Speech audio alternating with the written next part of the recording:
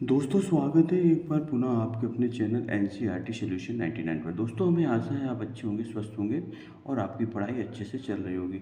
दोस्तों जो है आज हम एक नए प्रैक्टिस सेट को लेकर आपके सामने उपस्थित हुए हैं। दोस्तों ये प्रैक्टिस सेट आपके लिए आने आगे वाली टीजीटी, पीजीटी, एनवीएस, केवीएस, आप किसी भी स्टेट की परीक्षा दे रहे हो जिसमें हिंदी दोस्तों विषय रहता है, उसके लिए प्रैक्टिस सेट बहुत लाभकारी साबित होगा। तो दोस्तों स्टार्ट करते हैं आज इस प्रैक्टिस सेट को।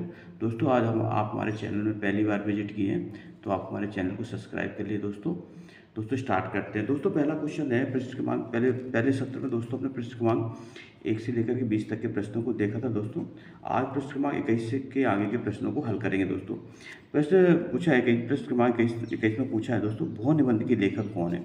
तो दोस्तों भौ निबंध जो है प्रताप नारायण मिश्र ने लिखा था। दोस्तों ये भारतीय युग के प्रमुख कवि थे प्रताप नारायण मिश्र। तो भौ निबंध के लेखक दोस्तों प्रताप नारायण मिश्र। चिरगांव किस कवि के जन्म स्थान है। दोस्तों चिरगांव जो है मैथिली शरण गुप्त का जन्म स्थान है। दोस्तों और मैथिली शरण जो चिरगांव है दोस्तों झांसी जनपद के अंतर्गत आता है। और दोस्तों इन्होंने 19 खंड काव्यों की रचना की है और साकेत इनका दोस्तों महाकाव्य है, इसको भी आप याद रखेंगे। दोस्तों इस पृष्ठ क्रमांक 23 में करना है सूची 1 का सूची 2 से मिलान करना है। तो दोस्तों इसमें एक तो रचनाएं दी है दोस्तों, एक तो रचनाकार दिए। तो प्रिय प्रवास के रचनाकार दोस्तों हरिऔध है और इनका पूरा पूरा नाम था दोस्तों अयोध्या सिंह उपाध्याय हरिऔध। रंग में भंग के रचनाकार दोस्तों मैथिली शरण गुप्त हैं और मृत्युंजय के रचनाकार दोस्तों राय देवी प्रसादपुर हैं और पथिक के रचनाकार दोस्तों राम नरेश त्रिपाठी हैं। दोस्तों पथिक इनका एक खंड काव्य है। प्रिय प्रवास दोस्तों महाकाव्य है और दोस्तों इसमें 17 सर्ग हैं, इसको भी आप, इसमें राधा कृष्ण के वियोग का वर्णन है। इसके बाद दोस्तों पृष्ठ क्रमांक 24 देखते हैं। पृष्ठ क्रमांक 24 में क्या पूछा है। पृष्ठ क्रमांक 24 में दोस्तों पूछा गया आचार्य शुक्ल ने एडविन आर्नल्ड के आख्यान काव्य लाइट ऑफ एशिया का बुद्ध चरित्र नाम से किस भाषा में अनुवाद किया। तो दोस्तों जो आचार्य शुक्ल ने जो एडविन आर्नल्ड के आख्यान काव्य लाइट ऑफ एशिया का दोस्तों बुद्ध चरित्र नाम के अनुवाद किया वो दोस्तों ब्रज भाषा में किया है, इसको आप याद रखेंगे। पृष्ठ क्रमांक बच्चे दोस्तों बहुत आईएमपी क्वेश्चन है। ज्ञान राशि के संचित कोष का नाम साहित्य है।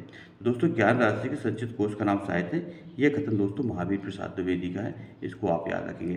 दोस्तों महावीर प्रसाद द्विवेदी द्विवेदी युग के प्रवर्तक है और उन्होंने जो है 1903 से लेकर 1920 तक जो है सरस्वती पत्रिका का ये संपादक रहे हैं दोस्तों, ये इसको भी आप याद रखेंगे। और द्विवेदी युग के प्रवर्तक महावीर प्रसाद द्विवेदी जाने जाते हैं दोस्तों। तुलसी आधुनिक वातायन की पुस्तक लेखक कौन है। तो तुलसी आधुनिक वातायन पुस्तक के लेखक दोस्तों रमेश कुंतल मेघ है, इसको आप याद रखें दोस्तों। मारेसी मोह कुठाप एवं कछुआ धर्म निबंध के लेखक कौन है। दोस्तों मारेसी मोह कुठाप और कछुआ धर्म निबंध के लेखक दोस्तों चंदन शर्मा गुलेरी हैं। और दोस्तों चंदन शर्मा गुलेरी की जो कहानी उसने कहा था, बहुत ही महत्वपूर्ण कहानी दोस्तों, इसका प्रकाशन 1915 में हुआ था। इसके बाद दोस्तों पृष्ठ क्रमांक 28 देखते हैं। पृष्ठ क्रमांक 28 में क्या पूछा है। पृष्ठ क्रमांक 28 में पूछा है दोस्तों, मिलन का मत नाम लो मैं विरह में चिरूं। यह पंक्ति किस कवित्री की है दोस्तों, रचनाकार की। तो मिलन का नाम मत लो मैं विरह में चिरूं, ये दोस्तों पंक्ति महादेव वर्मा की। दोस्तों इन्हें आधुनिक युग की मीरा के नाम से जाना जाता है दोस्तों महादेव वर्मा को। और ये छायावाद के जो 4 स्तंभ हैं प्रसाद, निराला, पंत और महादेव वर्मा दोस्तों उसमें शामिल है ये। और इनको दोस्तों इन्हें छायावाद की दुर्गा के नाम से भी जाना जाता है। दोस्तों इनकी रचना है निहार, रश्मि, नीरजा, सांदगी, दीपशिखा, ये दोस्तों इनकी प्रमुख रचना है। कुआनो नदी काव्य संग्रह के रचनाकार कौन। दोस्तों कुआनो नदी जो काव्य संग्रह दोस्तों उसके रचनाकार सर्वेश्वर दयाल सक्सेना, इसको आप याद रखेंगे। इसके बाद मंगलेश डबराल की रचना है दोस्तों, मंगलेश डबराल की रचना पहाड़ पर लालटेन, इसको आप याद रखें दोस्तों। समस्या पूर्ति किस युग की विशेषता दोस्तों। तो समस्या पूर्ति जो है भारतीय युग की प्रमुख विशेषता है, इसको आप याद रखेंगे दोस्तों। नवगीत शतक 1, 2, 3 के संपादक कौन थे। तो दोस्तों नवगीत शतक 1, 2, 3 के संपादक थे शंभुनाथ सिंह। पृष्ठ क्रमांक 33 देखते हो तो अधेर का कवि किसे कहा गया दोस्तों। तो अधेर का कवि दोस्तों दिनकर को कहा जाता है। इनका दोस्तों पूरा नाम था रामधारी सिंह दिनकर, इन्हें अधेर के कवि के नाम से। और दोस्तों इनकी प्रमुख रचनाएं रेणुका, हुंकार, उर्वशी, इनकी दोस्तों प्रमुख रचनाएं हैं। भक्ति काल को हिंदी काव्य का स्वर्णयुग किसने कहा। दोस्तों बहुत ही आईएमपी क्वेश्चन है। भक्ति काल जो है दोस्तों हिंदी साहित्य का दूसरा काल है। और जैसे आदिकाल वो तो 1050 से 1375 के दो है दोस्तों, और 1375 से 1700 के समय को भक्ति काल के नाम से जाना जाता है दोस्तों। आचार्य रामचंद्र अपने इतिहास ग्रंथ में इसका समय 1375 से 1700 निर्धारित किया दोस्तों। तो भक्ति काल को हिंदी काव्य का स्वर्णयुग दोस्तों किसने कहा था, वो दोस्तों कहा गया था गैरसन ने जो है दोस्तों भक्ति काल को हिंदी साहित्य का स्वर्णयुग की नाम संज्ञा दी थी दोस्तों। आचार्य हजारी प्रसाद द्विवेदी ने बाणी का डिक्टेटर किसे कहा? दोस्तों बहुत ही अहम क्वेश्चन है। आचार्य हजारी प्रसाद द्विवेदी ने जो बाणी का डिक्टेटर कहा दोस्तों, कबीरदास जी को कहा। इसको आप याद रखेंगे। इसके बाद दोस्तों प्रश्न क्रमांक 36 देखते हैं। प्रश्न क्रमांक 36 में क्या पूछा है? निम्नलिखित में निराला की व्यंग परक कविता कौन थी? निराला का जो पूरा नाम है दोस्तों सूर्यकांत त्रिपाठी निराला है, और इनकी व्यंग परक जो रचना दोस्तों कोकलमत्ता है, और ये प्रगतिवादी रचना है दोस्तों, इसको भी आप याद रखेंगे। यदि प्रेम ही जीवन का स्वप्न है तो संसार ज्वालामुखी, ये कथन किसने किससे कहा था दोस्तों, ये बताना है।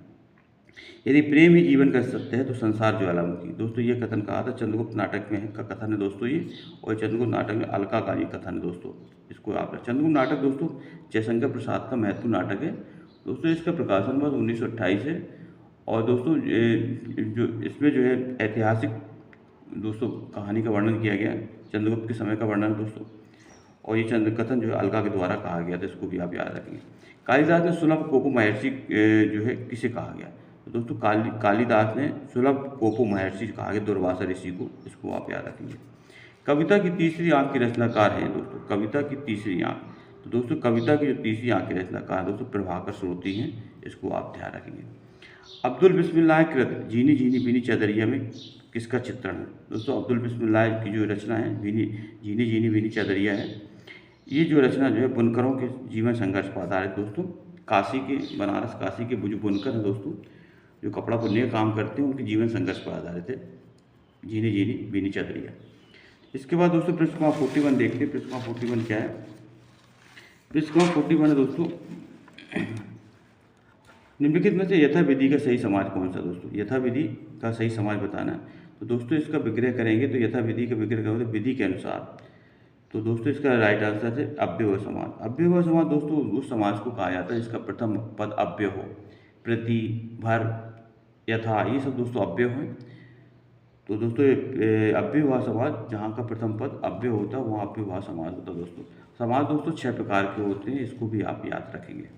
रस निरूपण के प्रथम व्याख्याता कौन है? दोस्तों रस निरूपण के प्रथम व्याख्याता भरत मुनि हैं दोस्तों। इनके जो पुस्तक का नाम है नाट्यशास्त्र है, इसमें 36 अध्याय है दोस्तों, और सबसे पहले दोस्तों इन्होंने ही रस निरूपण के बारे में सबसे पहले दोस्तों व्याख्या की थी। हंस पत्र का प्रकाशन कहाँ से हुआ था? दोस्तों हंस पत्र का प्रकाशन बनारस से होता था, इसको भी आप याद रखें। निम्नलिखित लेखकों व्यंगकार कौन? दोस्तों बताना निम्नलिखित लेखकों व्यंगकार कौन? तो दोस्तों व्यंगकार के रूप में जाने जाते हैं दोस्तों बेढप बनारसी एक प्रमुख व्यंगकार के रूप में जाना जाता है। निम्नलिखित नाटककारों में ऐतिहासिक नाटककार कौन है? दोस्तों ऐतिहासिक नाटककार बताना है कि जिन्होंने ऐतिहासिक नाटक लिखे हैं, तो दोस्तों जो लक्ष्मीनारायण राय, डॉक्टर धर्मवीर भारती, उपेंद्र नाथ दत्त और राम कुमार वर्मा। तो दोस्तों डॉक्टर राम कुमार वर्मा एक ऐतिहासिक नाटककार के रूप में जाने जाते हैं। रिपोताज किस भाषा का शब्द? दोस्तों रिपोताज जो है फ्रांसीसी या फ्रेंच भाषा का दोस्तों शब्द है, जिसका अर्थ होता है दोस्तों रिपोर्ट।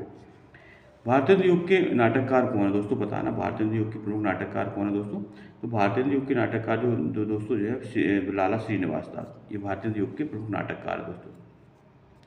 मादा कैक्टस नाटक किसने लिखा था? दोस्तों मादा कैक्टस नाटक जो लिखा था लक्ष्मी नारायण लाल द्वारा लिखा गया मादा कैक्टस नाटक है दोस्तों।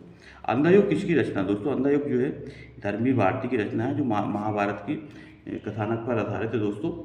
और दोस्तों इसका प्रकाशन 1954 में हुआ था। जो नाट्य रचना है दोस्तों ये अंधा युग, इसको आप याद रखेंगे।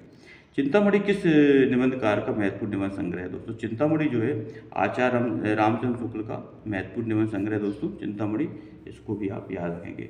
तो दोस्तों इस तरह हमने 50 नंबर के प्रश्नों को सॉल्व किया दोस्तों। हमें आशा है कि दोस्तों आपको ये प्रश्न आपके लिए लाभकारी साबित होंगे। दोस्तों आप हमारे प्लेलिस्ट में जा कर के और प्रैक्टिस सेटों का अवलोकन कर सकते हैं दोस्तों। हम इसी तरह आपके लिए दोस्तों नए नए प्रैक्टिस सेट लाते रहेंगे दोस्तों। आपसे आग्रह है कि आप हमारे चैनल को सब्सक्राइब कर दें, लाइक कर दें और ज़्यादा से ज़्यादा लोगों को शेयर करें। तो दोस्तों नेक्स्ट वीडियो में आगे के प्रश्नों को लेकर उपस्थित होऊंगा। तब तक के लिए दोस्तों जय हिंद, जय भारत, वंदे मातरम दोस्तों।